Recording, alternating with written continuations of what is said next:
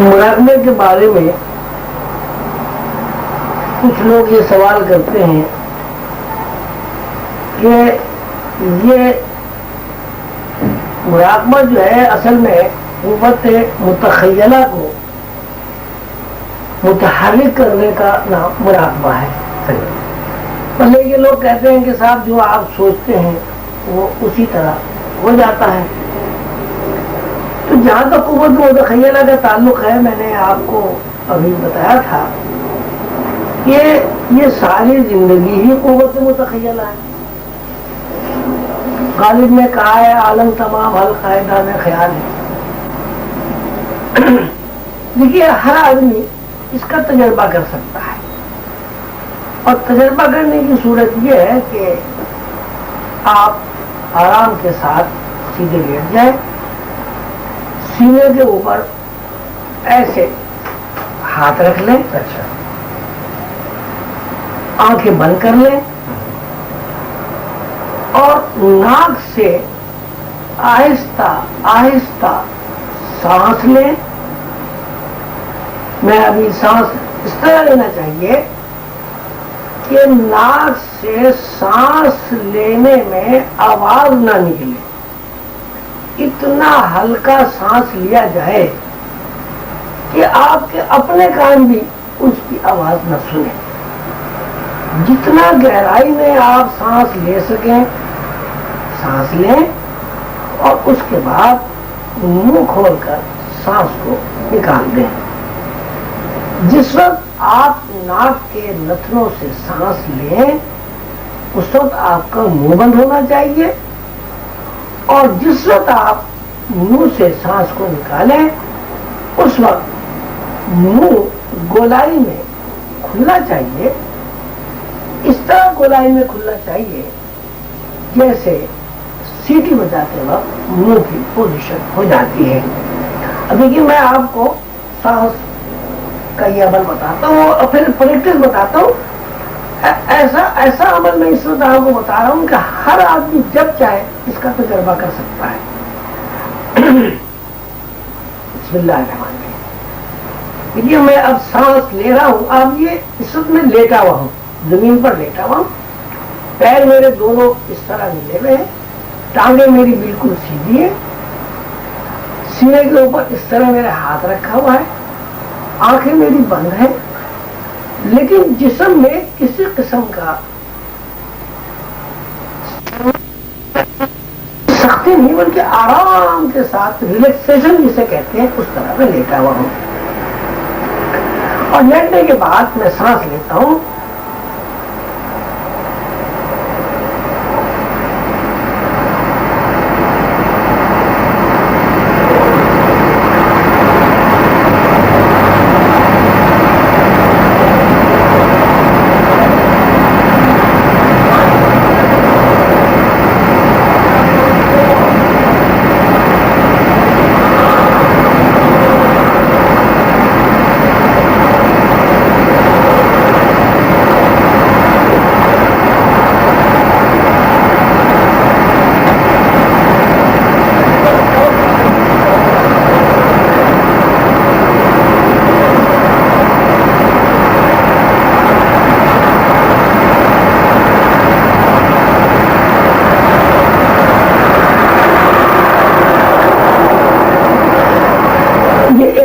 ہوا اس طرح لیٹنے کے بعد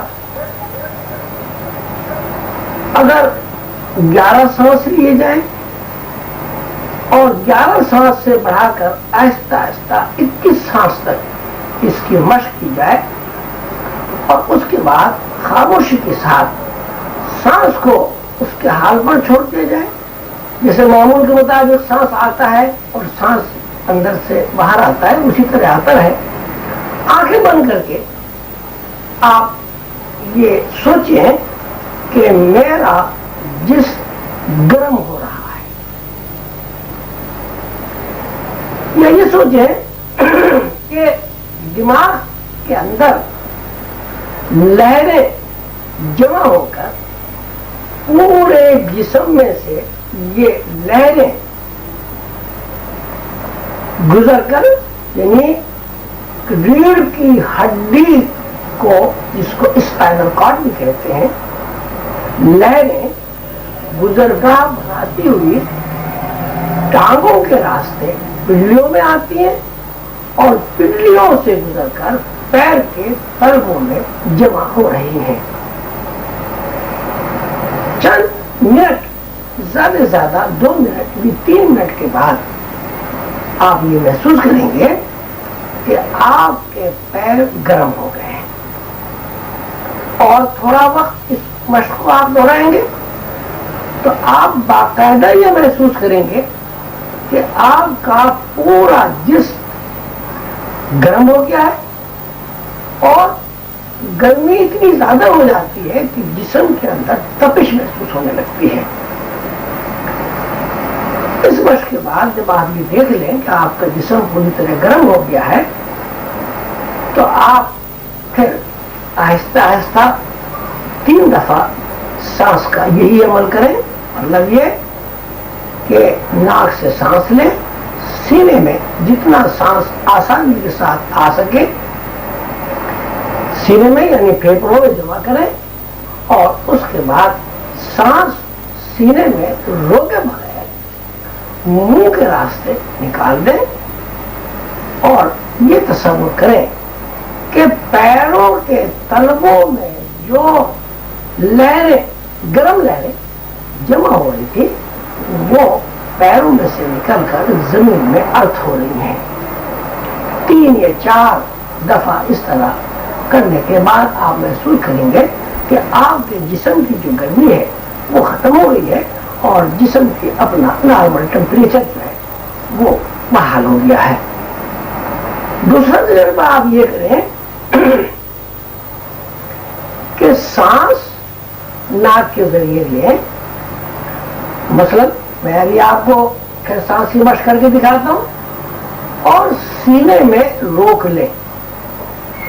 جتنی دیر آپ سینے میں آرام کے ساتھ روک سکیں، اور جھٹکا دیے بغیر بہت آسانی کے ساتھ منہ کے راستے سانس نکال دیں۔ یہ عمل 11 دفعہ کرنے کے بعد، یا مشق ہو جائے تو 21 مرتبہ کرنے کے بعد، آپ یہ تصور کریں کہ آپ کے دماغ میں ٹھنڈی لہریں جمع ہو رہی ہیں، اور وہاں سے پورے جسم کو اپنی گزرگاہ بناتی ہوئی پیروں کے تلووں میں جمع ہو رہی ہیں۔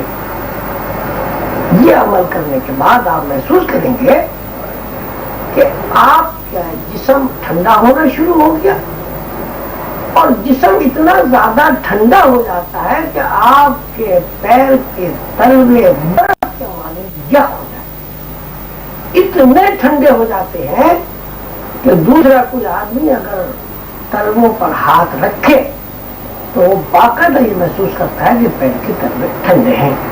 اب یہ میں سانس یہ مشق آپ کو بتاتا ہوں۔ دیکھیے اس مشق میں یہی بات ہے کہ سانس اتنا گہرا اور آرام سے لینا چاہیے کہ سانس کے اندر آواز پیدا نہ ہو۔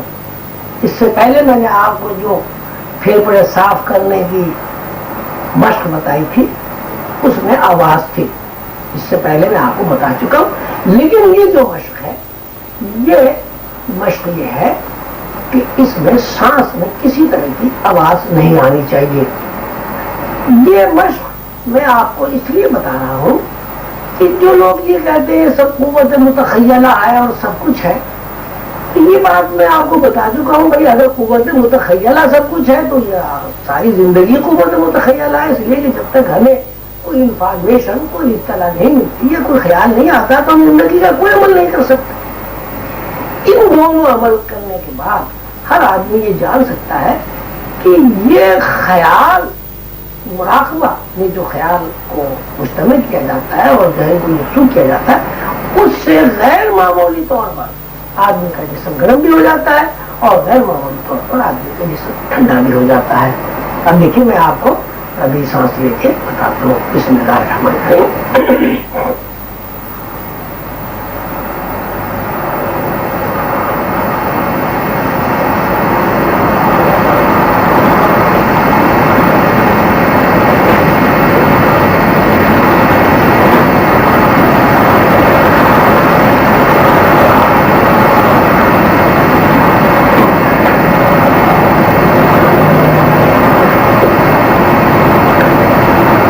دیکھیے میں نے یہ سانس جو لیا تھا اب یہاں میں نے اس کو روک لیا ہے.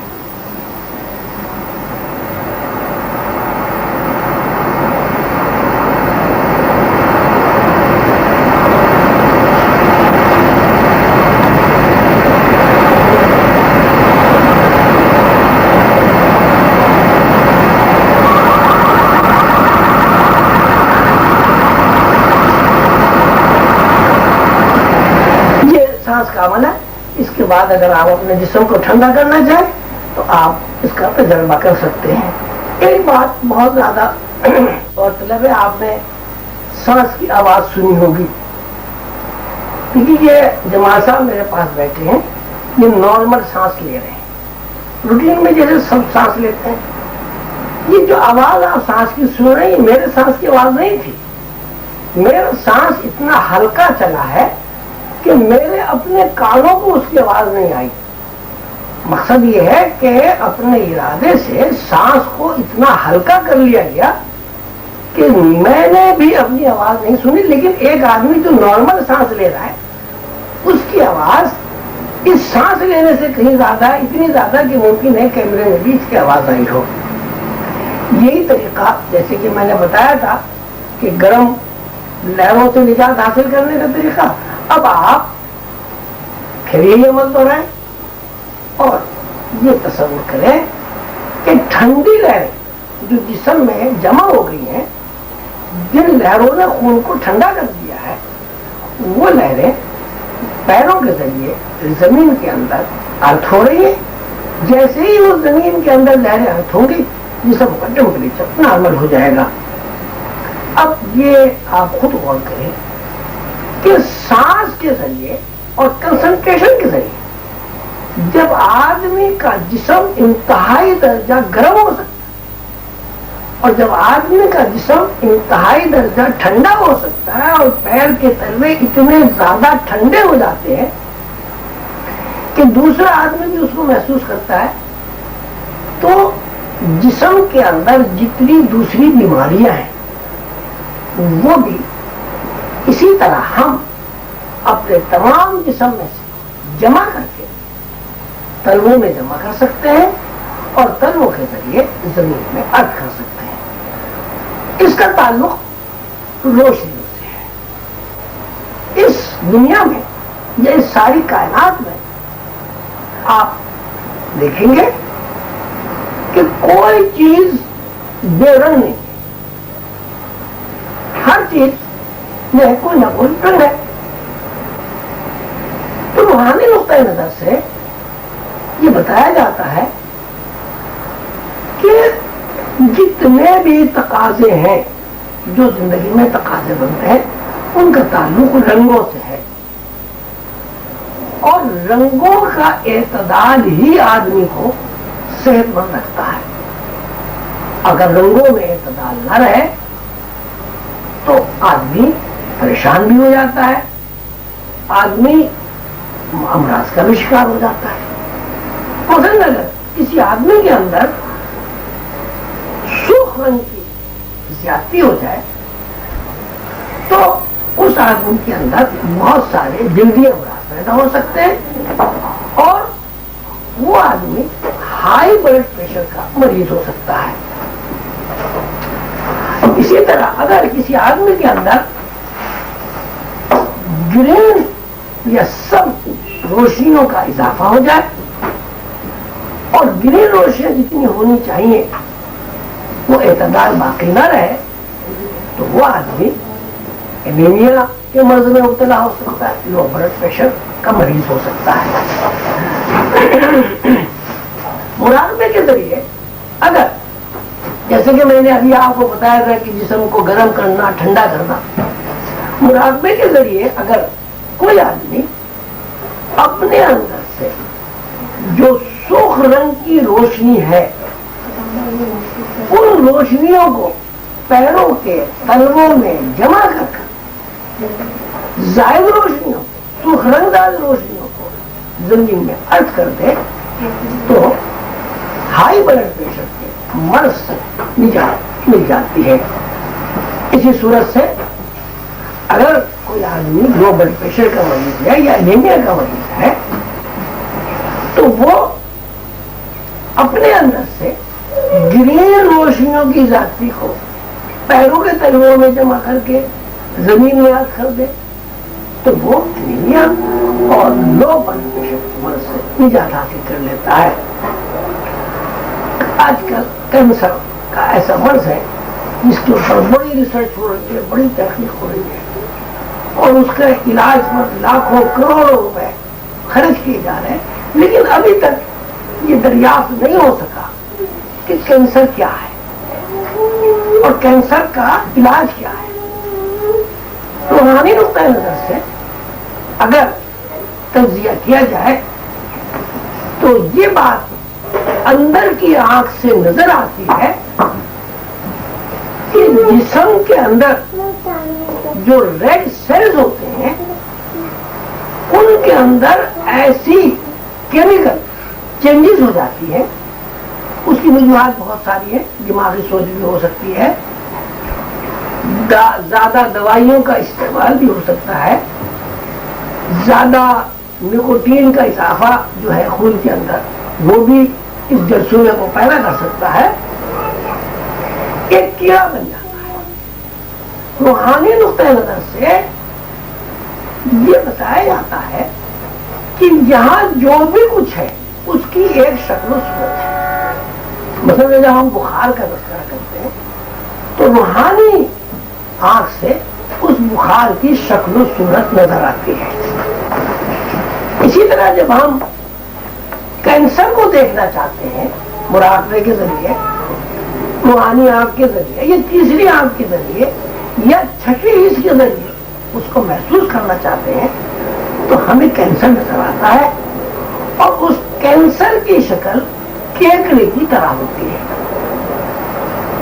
روحانی علاج یا روحانی طب یہ بتاتی ہے کہ وہ کینسر یا کینسر کا کیڑا اس کی خوراک آدمی کے اندر جو خون ہے, خون کے ریڈ آرٹیکل اس کیڑے کی خوراک ہے. کینسر ریڈ آرٹیکلس کھاتا ہے اور آہستہ آہستہ اس کی ایک فوج بن جاتی ہے اور وہ پہلے تو ایک کیویٹی بنا لیتا ہے جسم میں کسی جگہ, تو اس کیویٹی کے اندر جیسے جیسے وہ کیویٹی بنتی ہے ایک جال بن جاتا ہے. وہ سارا جال دراصل کینسر کے کیڑے ہوتے ہیں اور ان تمام کیڑوں کا خوراک خون کے سرخ ذرات ہوتے ہیں.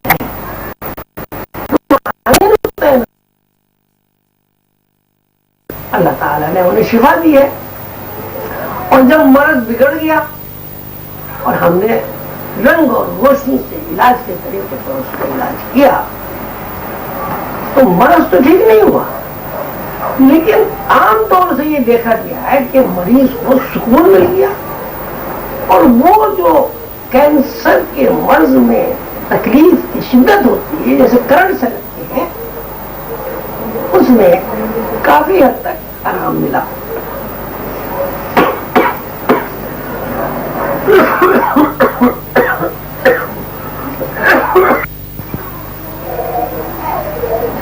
مقصد یہ ہے کہ مراقبے کے ذریعے انسان ہر قسم کے امراض کا علاج کر سکتا ہے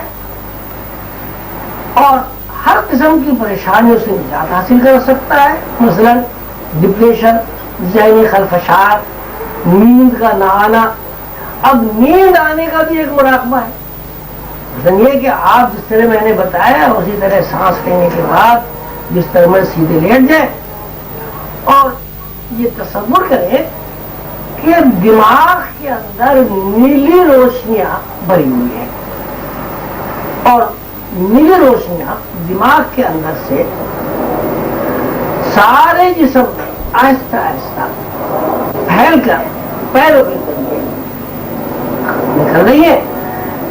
کچھ منٹ کے بعد آپ دیکھیں گے آپ کو گہری نیند آ جائے گی. آپ سو تو مراقبہ ایک ایسا عمل ہے کہ اس سے آپ ہر قسم کا کام لے سکتے ہیں. مثلاً بیماریوں کا علاج اس سے کر سکتے ہیں, ذہنی خلفشاں سے نجات حاصل کر سکتے ہیں, دماغ کو ایسا طاقتور بنا سکتے ہیں کہ آپ اعلیٰ سے اعلیٰ تعلیم حاصل کر سکیں. ذہن میں اگر کمزوری ہو, حافظہ کمزوری ہو, میموری اچھے نہ ہو, اس کے لیے بھی مراقبے تجویز کیے جاتے ہیں وغیرہ وغیرہ. اب سوال یہ پیدا ہوتا ہے کہ لوگ کہتے ہیں کہ صاحب یہ تو ٹھیک ہے کہ مراقبے کا آپ نے تھوڑا بہت طریقہ بھی بتا دیا, آپ یہ بھی بتاتے ہیں کہ مراقبہ ہر الجھن اور پریشانی کا حل پیش کرتا ہے, لیکن ساتھ ساتھ آپ یہ کہتے ہیں کہ استاد کے بغیر مراقبہ نہیں کرتا, اس لیے کہ اس کا تعلق لاشعور ہے. لاشعور اگر ایکٹیو ہو جائے تو کسی بھی وقت کوئی پریشانی لاحق ہو سکتی ہے, تو استاد کہاں تلاش کرے. اب یہ جو چیز آپ نے ہمیں بتائی ہے, نہ تو یہ کتابوں میں ہم نے کہیں پڑھی, نہ ہم نے اپنے بڑوں سے اس کو سنا, تو استاد کہاں سے تلاش کرے. اس کی صورت یہ ہے کہ جہاں تک میری ذات کا تعلق ہے, میرا مشن یہ ہے کہ میں روحانی علوم کو جو اللہ تعالیٰ نے مجھے میرے پیر مرشد حضور قلندر بابا اولیاء رحمۃ اللہ علیہ کے ذریعے سکھائے, ان کو عام کر دوں. اس کی وجہ یہ ایک تو یہ کہ لوگ سکون کی زندگی گزارنے کے عادی ہو جائیں اور لوگوں کو پتہ چل جائے کہ سکون کیا ہے. دوسرے یہ کہ لوگ پریشانیوں سے نجات حاصل کر لیں. تو میں اس خدمت کے لیے ہر وقت حاضر ہوں. میں نے اس سلسلے میں ایک باقاعدہ اسکول قائم کیا ہے اور اس اسکول کے تحت ہم نے جگہ جگہ میڈیٹیشن ہال قائم کیے ہیں. پاکستان کے ہر بڑے شہر میں میڈیٹیشن ہال ہے, انگلینڈ میں میڈیٹیشن ہال ہے, آپ کے امریکہ میں ڈیٹرائٹ میں, سین فرانسسکو میں, لاس اینجلس میں, نیو یارک میں میڈیٹیشن ہال ہم نے قائم کر دی ہے. تو ہمارے میڈیٹیشن ہال میں جو ہمارے انچارج لوگ ہیں وہ آپ کی رہنمائی کریں گے. اور اس کے ساتھ ساتھ یہ کہ میں بھی حاضر ہوں. کراچی میں میں رہتا ہوں اور وہاں سے روحانی گائیڈنس ایک ماہانہ رسالہ نکالتا ہوں. قلند شعور ویکلی ہفتے وار اخبار نکالتا ہوں. تو میرا پتہ بہت آسان ہے. میرے پتے کی صورت یہ کہ آج صرف میرا نام خواجہ شمس الدین عظیمی اور کراچی 18 اگر لکھ دیا جائے تو مجھے بہت آسانی کے ساتھ خط مل جاتا ہے, خواجہ شمس الدین عظیمی, کراچی 18 پاکستان. یہ میرا پتہ ہے. تو جو صاحبان میری شاگردی میں آنا چاہیں میں ان کی خدمت کے لیے ہر وقت تیار ہوں. دوسری بات یہ ہے کہ یہ جو سارا ہمارا مشن ہے اس میں کسی قسم کا دنیاوی کاروبار نہیں ہے. ہم کسی سے کوئی فیس نہیں لیتے, نہ ہماری کوئی داخلہ فیس ہے. البتہ اتنا ضرور ہے کہ جب ہمارا کوئی شاگرد بنتا ہے تو ہماری کچھ شرائط ہوتی ہے, ان شرائط کو ہم اپنے شاگردوں سے منواتے ہیں. مثلاً یہ شرائط یہ ہوں گی کہ آدمی صاف ستھرا رہے, اچھا اس کا اخلاق ہو, خراب باتوں سے جہاں تک ہو سکے بچنے کی کوشش کرے, اور جو اسباق ہم تجویز کر دیں ان اسباق پر پابندی کے ساتھ عمل کریں.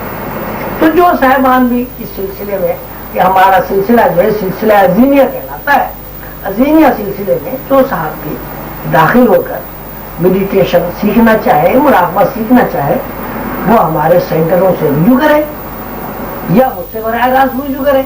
میرا دفتر کا پتہ تو یہی ہے, خواجہ شمس الدین عظیمی, کراچی 18. ٹیلی فون نمبر میرے 3 ٹیلی فون نمبر ہیں, 624785. دوسرا نمبر ہے 616433. اور تیسرا نمبر ہے 624786. یہ کراچی کے تینوں نمبر ہے. جب بھی جو صاحب مجھ سے رابطہ قائم کرنا چاہیں میں ان کی ہر طرح سے خدمت کے لیے بالکل راہ للہ مفت ان کی خدمت کے لیے حاضر ہوں.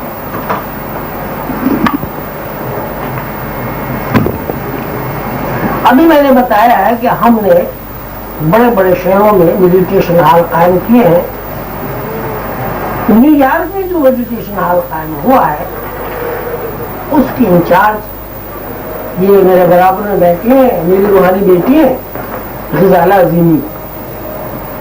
تو میں نے انہیں کچھ سکھا دیا ہے, کچھ اور پریکٹس کر رہی ہے. یہ اس قابل ہو گئی ہیں کہ یہ لوگوں کی رہنمائی کر سکتی ہے مراقبے کے سلسلے میں.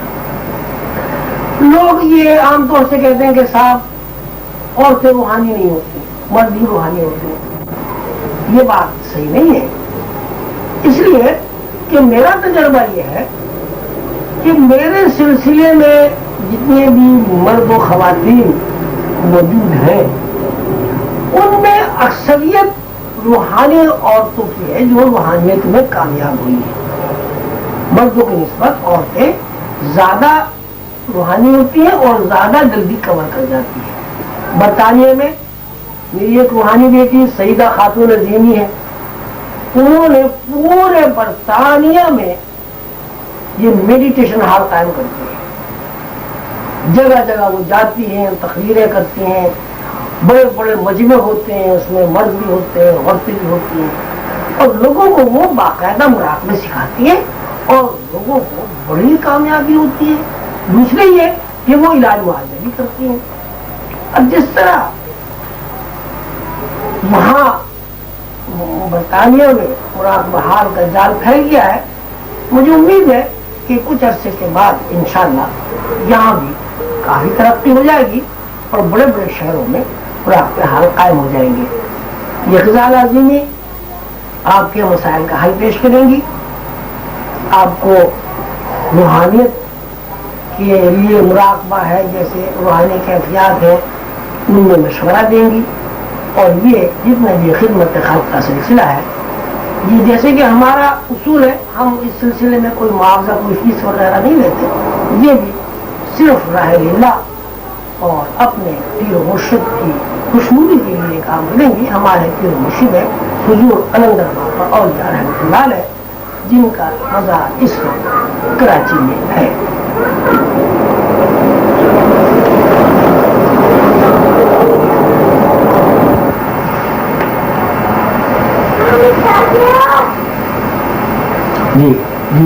کتنا بابا جی یہ مراقبہ جو ہے یہ کتنی دیر کرنا چاہیے اور انسان کتنے عرصے میں اس میں کامیاب ہو سکتا ہے؟ لیکن جہاں تک کامیابی کا تعلق ہے, یہ ماشاءاللہ آپ بزرگ ہیں, آپ کے پوتے نواسے بچے سب ہیں, تو یہ ہے کہ ہم بچوں کو اسکول میں داخل کرتے ہیں. جو بچہ جتنا ذہین ہوتا ہے اور جو بچہ جتنا شوق سے پڑھتا ہے اسی مناسب سے وہ کامیاب ہو جاتا ہے. تو اصل میں جہاں تک کامیابی کا تعلق ہے, کامیابی کا تعلق ہے ذوق اور شوق سے. جتنا کسی چیز میں شوق ہوتا ہے اسی مناسبت سے آدمی جلدی کامیاب ہو جاتا ہے. یہ تو بات یہ ہے کہ جتنا آدمی کو ذوق ہوگا شوق ہوگا اسی مناسبت سے اس کی کامیابی کا وقفہ کم یا زیادہ ہوتا چلا جائے. لیکن ایک بات یہ بتانے کی ہے کہ ہر آدمی کے اندر روحانی علوم سیکھنے کی صلاحیت پوری طرح موجود ہے. اور اس کی وجہ یہ ہے کہ انسان, جیسے میں نے بتایا ہے آپ کو, کہ انسان دراصل ہے روح. روح کے علاوہ انسان ہے ہی نہیں. جب تک روح انسان کے اندر موجود رہتی ہے انسان کھاتا پیتا ہے, چلتا پھرتا ہے. اور جب روح انسان کے اندر سے اپنا رشتہ منقطع کر لیتی ہے تو انسان کی حیثیت جو ہے کچھ بھی نہیں رہتی. آپ کو پتا ہے آدمی جب مر جاتا ہے ریزہ ریزہ ہو کے مٹی کی ذرات میں تبدیل ہو جاتا ہے. لیکن جب تک روح انسان کے اندر رہتی ہے تو انسان کھاتا بھی ہے, پیتا بھی ہے, پڑھتا بھی ہے, لکھتا بھی ہے, بہت سارے شوق بھی پورے کرتا ہے. اصل تو انسان جو ہے وہ روح ہے. تو جب اصل انسان روح ہے ظاہر ہے وہ روحانی علوم سیکھنا اس کے لیے کوئی بھی مشکل کام نہیں. میں تو یہ کہتا ہوں کہ جتنا یہ مادی علوم اور دنیاوی علوم سیکھنا مشکل ہے اس سے بہت زیادہ آسان روحانی علوم سیکھنا. اس لیے آسان ہے کہ یہ مادی علوم بھی آدمی جب بھی سیکھتا ہے جب انسان کے اندر روحانی تحریکات موجود ہو. اگر انسان کے اندر روحانی تحریکات موجود نہیں ہوں گی تو وہ تو ڈیڈ باڈی ہو جائے گا, وہ تو سیکھ نہیں سکتا. ڈاکٹر جی ایک سوال ہے وہ یہ کہ کیا مراقبے جب شروع کریں یا جتنے دن بھی کرنا ہے اس میں کھانے پینے کی کوئی احتیاط ہے؟ جس طرح مثال کے طور پہ آپ شاید کہتے ہیں کہیں کتابوں میں نے پڑھا ہے کہ نمک کا استعمال کم کیا جائے یا چینی کا استعمال کم کیا جائے یا گوشت کم کھایا جائے یا ویجیٹیبل کھایا جائے. اس سے کیونکہ جسمانی طور پہ کلین کرنے کے واسطے صفائی کے واسطے اس سے مراقبے کا کوئی ہے تعلق؟ یا دیکھیے جس طرح میں نے ابھی آپ کو بتایا کہ رنگوں کا تعلق ہے انسان کی زندگی کا براہ راست رنگوں کا تعلق ہے, اسی طرح انسان کی غذا سے بھی تعلق ہے. اس کی مثال آپ یوں سمجھیں کہ شیر گوشت کھاتا ہے تو گوشت کھانے کی وجہ سے شیر کے اندر درندگی پیدا ہوتی ہے. بکری گھاس کھاتی شیر کی طرح گوشت نہیں کھاتی تو بکری کے اندر درندگی نہیں ہوتی. تو اس سے ثابت ہوا کہ آپ جس قسم کی غذا کھاتے ہیں اسی قسم کا مزاج اور طبیعت آپ کا بنتا ہے. اگر کوئی آدمی بہت زیادہ مٹھاس کھائے تو اس کے خون کے اندر ایسی چیزیں پیدا ہو جاتی ہیں کہ پھوڑے پھنسے وغیرہ نکلنا شروع ہو جاتی ہے. اگر کوئی آدمی نمک بہت زیادہ استعمال کرے تو ہر وقت اس بات کا امکان ہوتا ہے کہ جب خون کے اندر نمک کی مقدار بڑھ جاتی ہے تو وہ ہائی بلڈ پریشر کا مریض بن جاتا ہے. اور جو ڈاکٹر حضرات بلڈ پریشر کا علاج کرتے ہیں وہ یہ کہتے ہیں صاحب نمک چھوڑ دیں. تو اس کا مطلب یہ ہوا کہ خون کے اندر نمک کی زیادتی بلڈ پریشر کا سبب بن گئی. تو اب یہ اس سے ثابت ہو گیا کہ غذاؤں کا اثر براہ راست انسان کے جسم پر بھی پڑتا ہے, انسان کے خون پر بھی پڑتا ہے اور انسان کے حواس کی اوپر بھی پڑتا ہے. غذا کے ضمن میں جب ہم تجزیہ کرتے ہیں تو ہمارے سامنے یہ بات آتی ہے کہ دو غذائیں انسان کی زندگی میں شامل ہیں. ایک غذا کو ہم کہتے ہیں مٹھاس اور دوسری غذا کو ہم کہتے ہیں نمکین. تو یہ جو مٹھاس ہے یہ مٹھاس وہ شعور بناتی ہے جس کو میں نے بتایا ہے کہ جنت میں نافرمانی کے بعد جو دماغ بنا اس کا تعلق مٹھاس سے ہے. اور وہ دماغ جس کو میں نے جنت کا دماغ کہا ہے یا لاشعور کہا ہے اس کا تعلق نمک سے ہے. آپ دنیا میں جتنے بھی پھل ہیں جتنی بھی غذائیں ہیں ان سب میں آپ دیکھیں گے کسی نہ کسی صورت سے مٹھاس موجود ہے. مثلا پانی میں مٹھاس موجود ہے, تمام سبزیوں میں مٹھاس موجود ہے, گاجر میں, مولی میں, شلجم میں.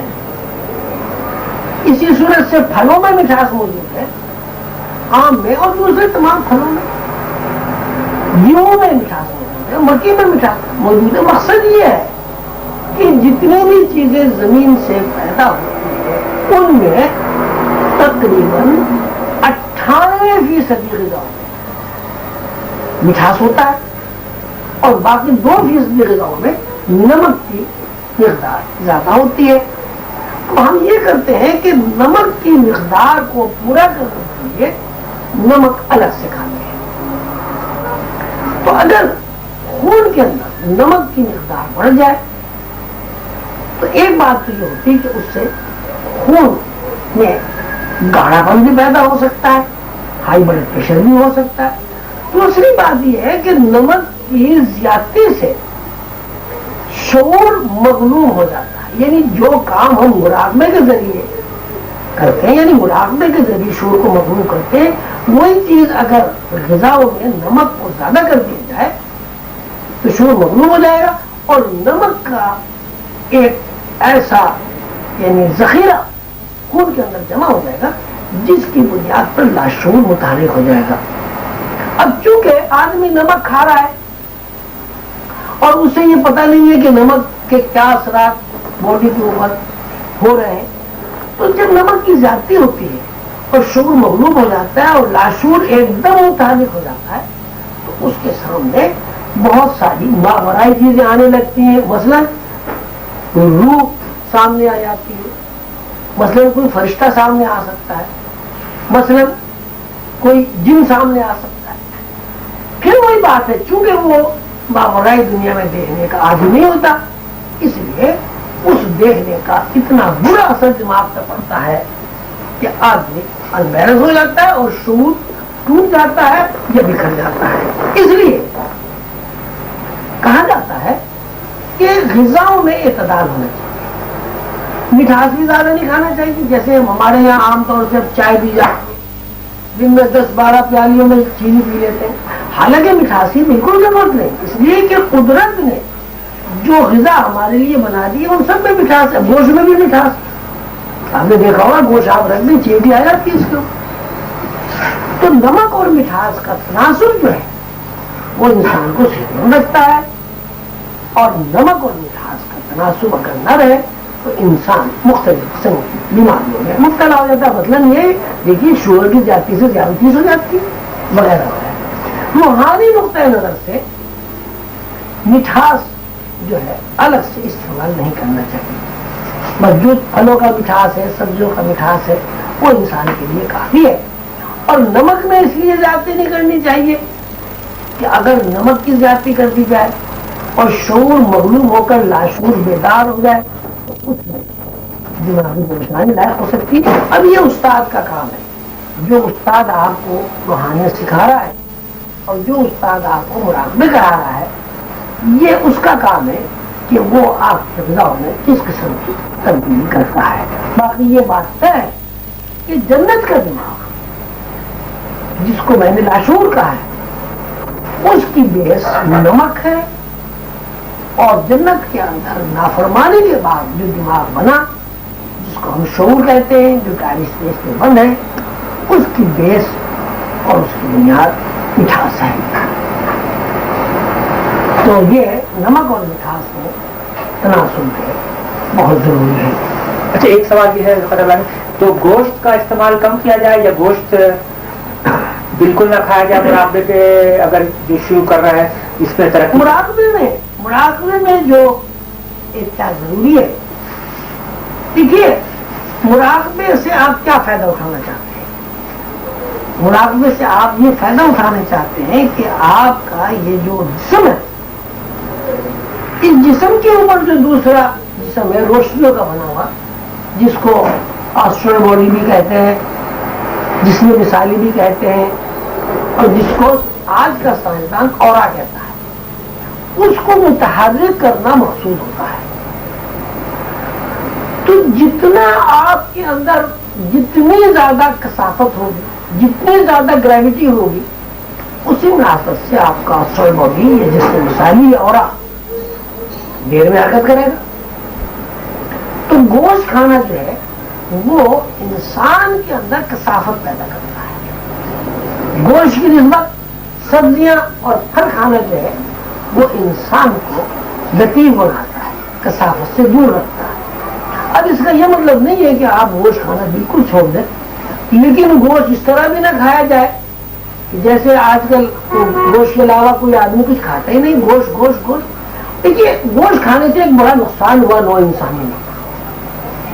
نو انسانی میں گوشت کھانے سے جو بڑا نقصان ہوا وہ یہ کہ ہر آدمی کے اندر ایسے جذبات اور احساسات پیدا ہو گئے کہ وہ خام خواہ دوسرے آدمی کا دشمن بن گیا ہے۔ اب آپ کی جو موجودہ سائنسی ترقی ہے، جس کا نام آپ نے ترقی رکھا ہوا ہے، وہ ترقی نہیں ہے، وہ ظلم ہے، نو انسانی کے اوپر ظلم ہے۔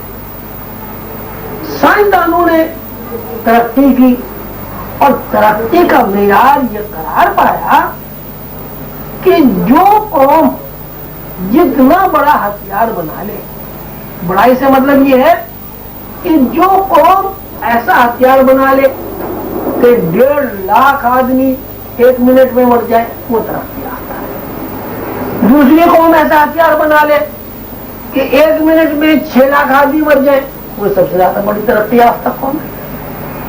کہ کتنی عجیب بات ہے کہ نوع انسانی نے خود اپنی نسل کو تباہ و برباد کرنے کے لیے جو چیز ایجاد کی ہے اس کا نام ترقی رکھ لیا ہے۔ یہ وجہ اس کی یہ ہے کہ ہمارا جو شعوری نظام ہے، ہمارے اندر جو گریویٹی کا نظام ہے، وہ انبیلنس ہو گیا ہے۔ اس کی ایک بڑی وجہ گوشت کا زیادہ استعمال ہے، اور دوسری بڑی وجہ یہ ہے کہ دنیا کا لالچ۔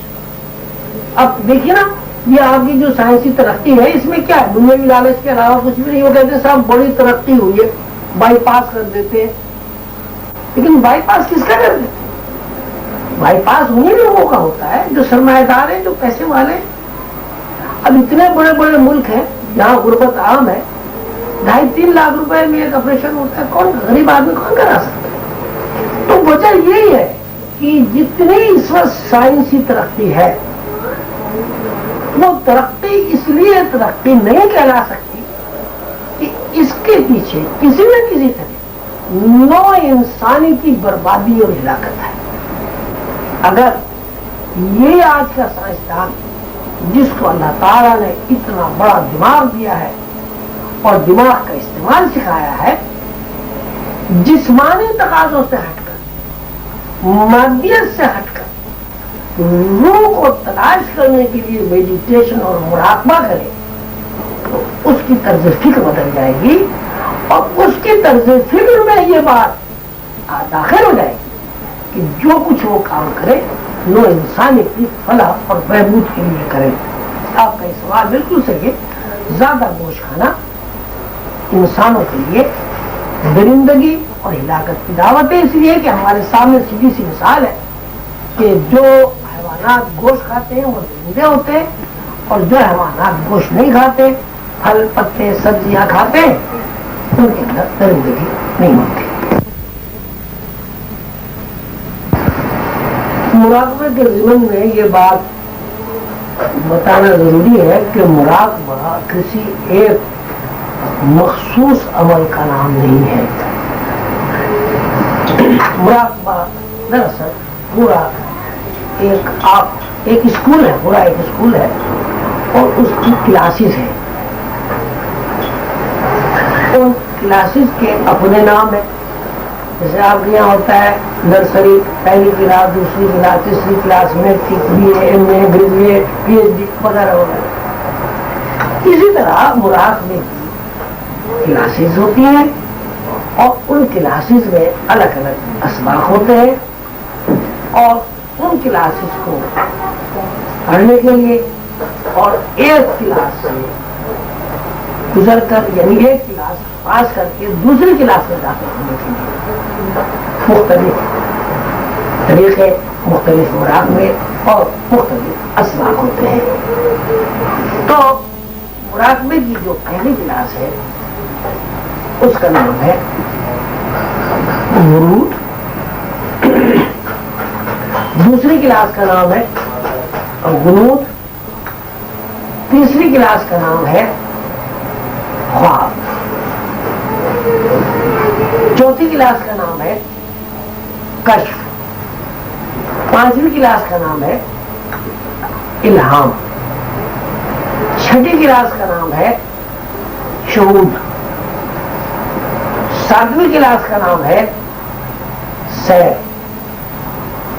آٹھویں کلاس کا نام ہے فتح، نویں کلاس کا نام ہے انسلاخ، اور 10ویں کلاس کا نام ہے حضوری۔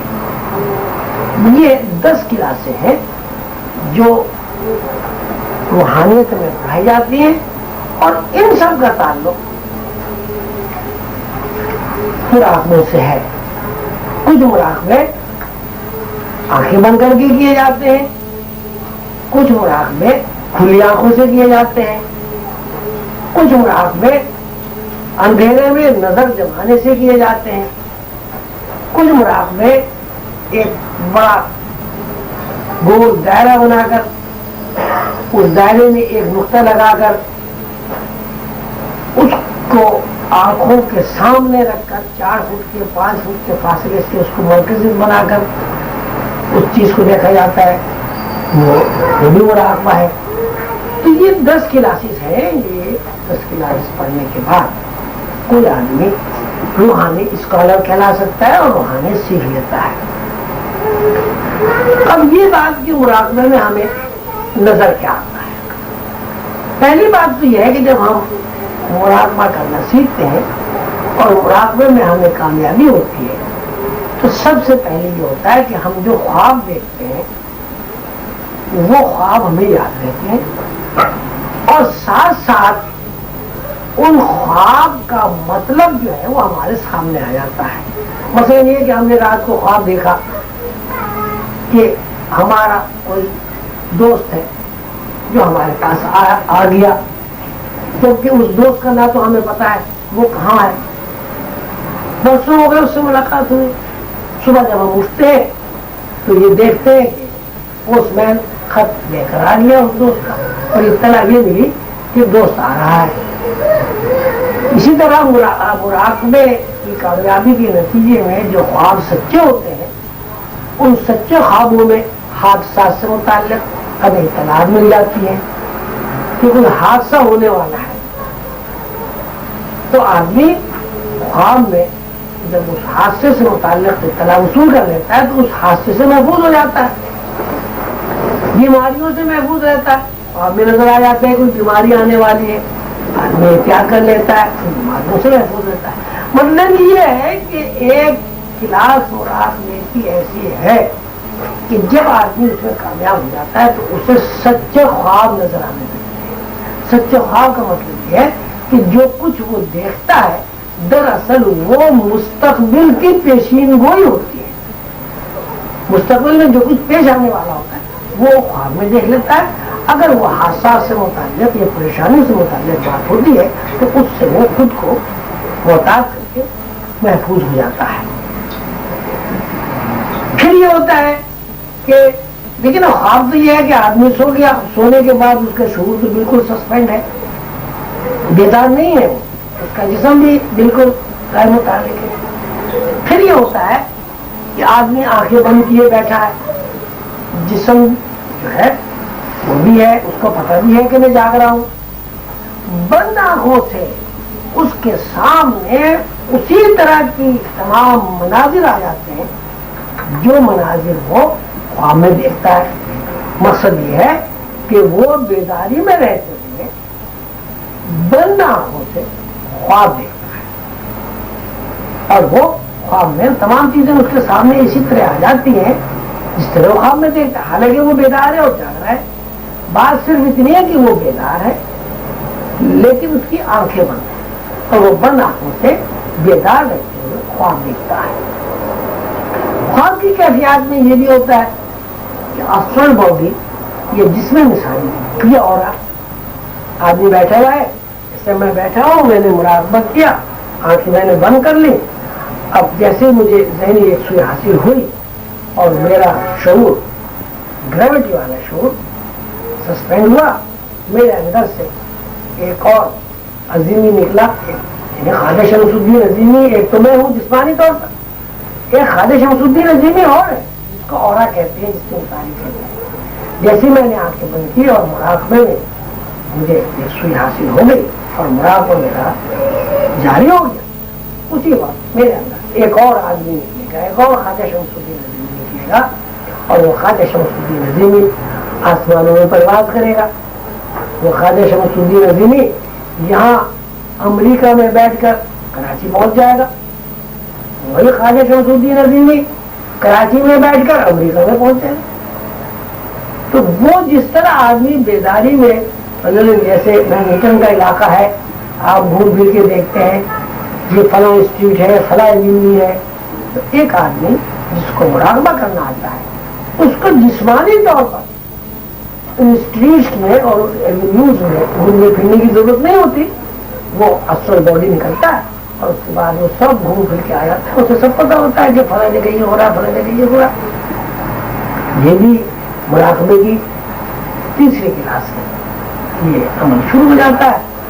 اس کے بعد پھر ایک وقت ایسا آتا ہے کہ انسان اس جسم سے باہر نکلنے کے ساتھ ساتھ زمین سے باہر نکل جاتا ہے، خلا میں جاتا ہے. اور خلا میں جانے کے بعد وہ آسمانوں کی دنیاؤں سے واقف ہو جاتا ہے اور وہ یہ دیکھتا ہے کہ جس طرح یہ دنیا جس کو ہم اپنی دنیا کہتے ہیں، اس دنیا کی طرح لاکھوں کروڑوں دنیایں اور موجود ہیں. اور آسمانوں میں جو لاکھوں اور کروڑوں دنیایں موجود ہیں، ہر دنیا میں اسی طرح انسان آباد ہیں جس طرح اس زمین پر انسان آباد ہے. ہر دنیا میں اسی طرح جنات آباد ہیں جس طرح اس زمین پر انسان اور جنات موجود ہیں. جب اور ترقی ہوتی ہے تو وہ آسمانوں سے نکل کر عرش پر جا پہنچتا ہے. اور عرش پر پہنچنے کے بعد اس کی کیفیت یہ ہوتی ہے کہ وہ عرش پر اللہ تعالیٰ کا دیدار کرتا ہے.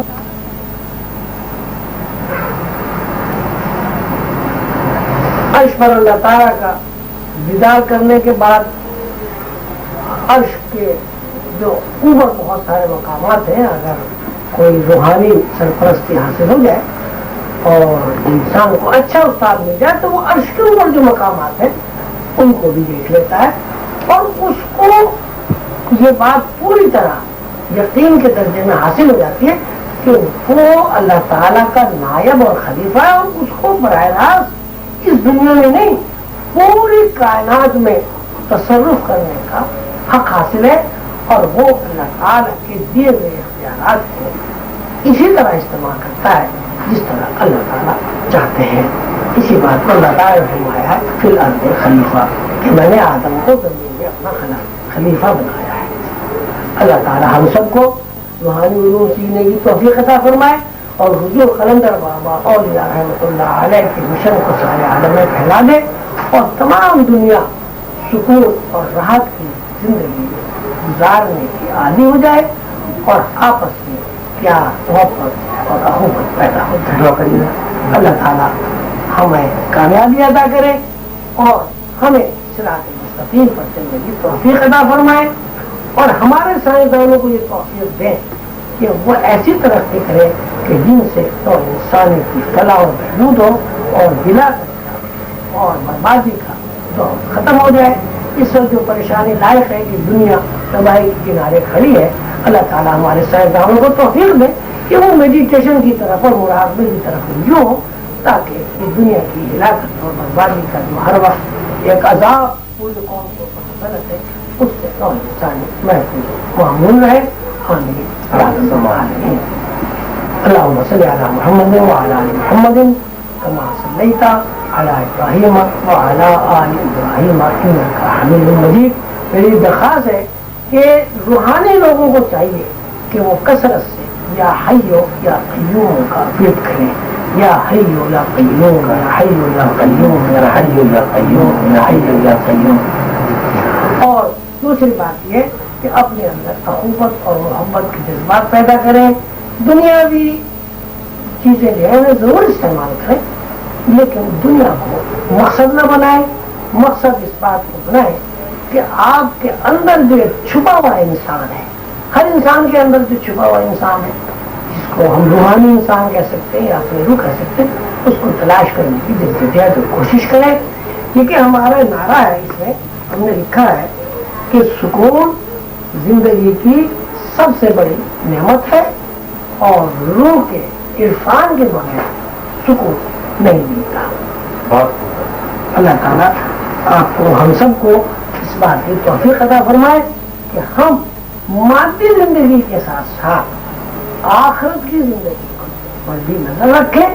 اور آخرت کی زندگی گزارنے کے لیے آپ جانتے ہیں کہ جب تک روح سے آخرت حاصل نہیں ہوگی اس وقت تک ہم آخرت میں کسی قسم کی بھلائی کی توقع نہیں رکھ سکتے. لگانا قرآن بات فرمایا لہا ماں کا سبق لکم ماں کا سب. تو قانون یہ ہے کہ جو کچھ زمین میں بویا جاتا ہے وہی آدمی کاٹتا ہے.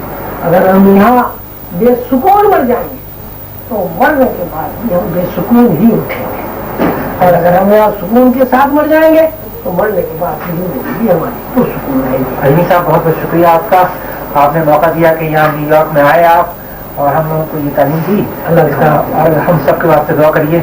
آمین۔